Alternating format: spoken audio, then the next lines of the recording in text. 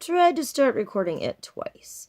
And I think it's going to be longer than I thought, even with my short Cliff Notes version. Short as I can, anyway. All right, so I might have to do this in sections. So let's do a Little Prince series. Okay?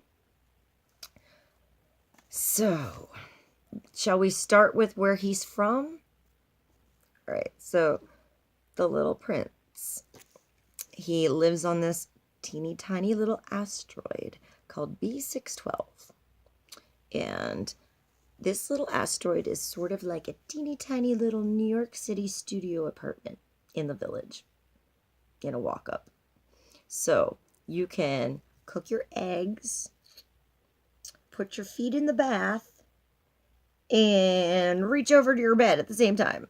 All right? Teeny tiny. So Little Prince lives on his little tiny little. Here, I'm going to give you a little demonstration. Little Prince. I don't have anything that small. Here. Lives on his little asteroid, and there's 3 trees. They're called Balboa trees, and they have these amazing root system underneath that all connect each other, and they provide him with the fruit and or nuts that he eats. And also on this planet are 3 volcanoes. Luckily, there's only one that's alive, and he uses that one to cook on.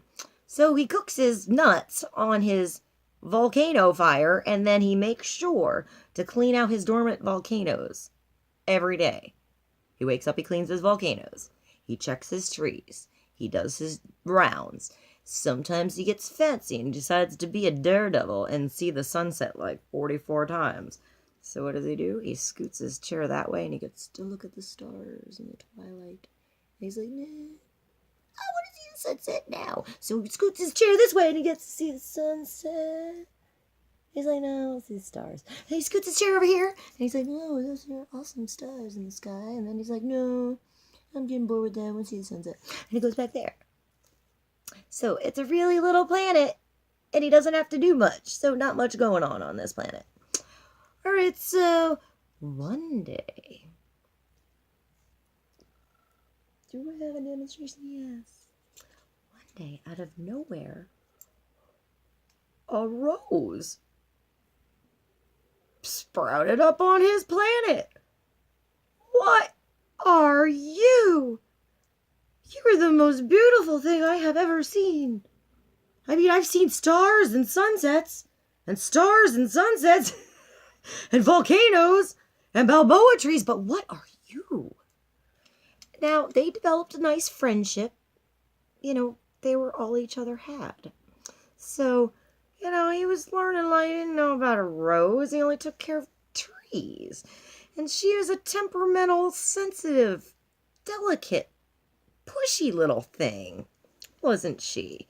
You know, she might have those thorns on her legs that if you go near and touch, you might bleed a little bit.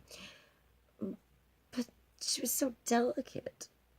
Even though she could handle herself, she was delicate and she was pushy and picky, and you know, it started to get on his nerves a little bit. I mean, they were friends and they did their thing, they had their relationship. But you know, she always wanted to be watered. I need to be watered. I'm gonna die. I'm getting frail. I need water. Okay, I'll get you water. Always being a drama queen, you know, and then she'd get up with the sun in the morning and then be like, oh, the sun. Oh no, don't come over to me now. I haven't had time to get ready. I haven't had enough time. I'm all in tangles in my thorns. And I mean, she looked fine to him. Who else is looking? No one else there. She looked like a perfect rose to him. So, you know, she's like, no, it's not. It should be this and that. And it just started to get on his nerves a little bit.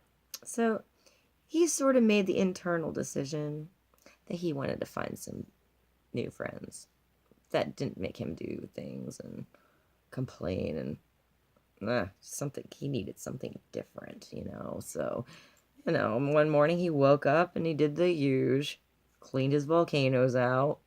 You know, little mishap happened, and he happened to uproot one of those trees, but he was on his way to see some new friends, so he may not be back anyway. I'm not gonna worry about that. Then he went over to the rose, knocked her head off. No, I have this on my dowsing rod because I couldn't find the stem. Side note. She's a wild rose as well. All right, so he went over the rose and he was like, okay, I'm gonna water you. Have a little tear come down. I'm gonna go away for a little bit. I'm gonna put you under that glass, you know, the one you didn't like when you were cold. You said that, you know, you can't put the rose in the glass container. You can't just put her away in glass. What is that? That's like some Beauty and the Beast stuff that you're trying to do. What, you think you could just bottle up a rose and keep her under glass? She needs to be free to blow in the wind, even if she's cold. So, exactly the kind of thing he was just not going to do anymore. So, he was on his way, and just so happened that this big flock of birds came into the universe and above his teeny tiny little planet. Like, ah! Oh wait, I have feathers. Hold on. Okay, so here's the bird. Birds coming. And the little prince got his rope and his Indiana Jones self and attached it on those birds and took them right on out of here. Off the planet, away from his complaining, annoying, demanding groves, and finding some new friends already. Been on that planet by himself, I think, long enough. So, off he goes into the universe, and on we go to part 2.